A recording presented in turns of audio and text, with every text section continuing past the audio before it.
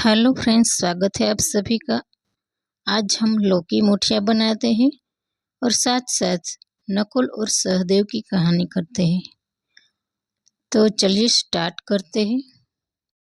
नकुल और सहदेव दो जुड़वा भाई थे। उनको पांडु पुत्र भी कहा जाता था क्योंकि उनके धर्म पिता महाराज पांडु थे, पर उनके देव पिता अश्विनी कुमार थे, इसीलिए उनको अश्विनी भी कहा जाता था। नकुल और सहदेव की माता का नाम माद्री था, जो कि महाराजा पांडु की दूसरी पत्नी थी। पर नकुल और सहदेव का पालन पोषण महाराज पांडु की पहली पत्नी कुंती ने किया था, इसलिए वे दोनों माता कुंती को ही अपनी माता मानते थे। महाराजा पांडु की मृत्यु के बाद माद्री दोनों को कुंती को सौंपकर राजा पांडु के पीछे सती हो गई थी। माता कुंती पांचों को लेकर राजमहल में रहते थे। नकुल और सहदेव ने अपने बड़े भाइयों के साथ गुरु द्रोण से शिक्षा ली थी। नकुल तलवारबाजी, घोड़ेसवारी और आयुर्वेद में पारंगत था। महाभारत में नकुल को सबसे सुंदर व्यक्ति के रूप में वर्णन किया गया है। नकुल की दो पत्नियां थीं, द्रौपदी और करेणुमति। नकुल ने महाभारत के युद्ध में शत्रुओं से प्रतिशोध लेकर अहम भूमिका निभाई थी। सहदेव भी तलवारबाजी में महायोद्धा था। सहदेव निर्मल स्वभाव वाला, धैर्यवान और सदाचारी पांडव था। उसकी दो पत्नियां थी, एक जो पांडवों की पत्नी थी वो द्रौपदी और दूसरी विजया थी। द्रौपदी और सहदेव का पुत्र का नाम सूत्रसेन था और विजया और सहदेव का पुत्र का नाम सुहोत्र था।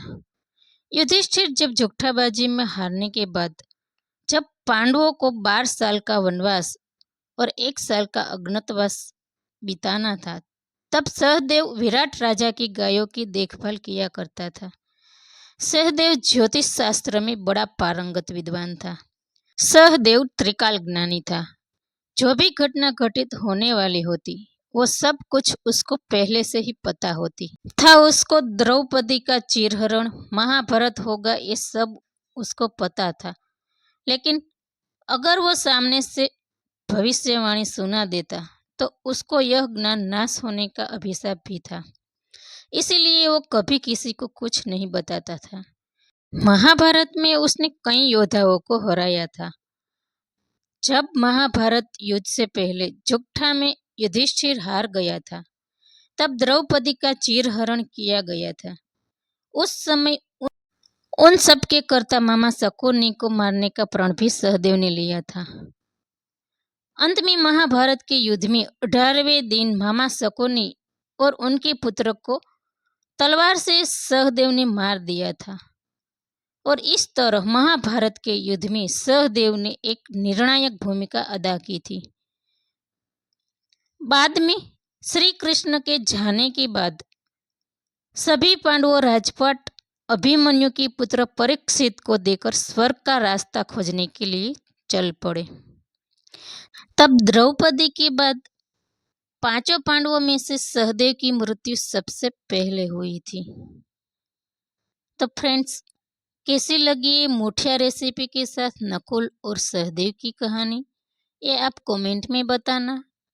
और वीडियो पसंद आया हो तो लाइक, शेयर और सब्सक्राइब कर दीजिए और बेल आइकन को प्रेस कर दीजिए ताकि नोटिफिकेशन मिलता रहे और हम भी मिलते रहें। Thank you for watching.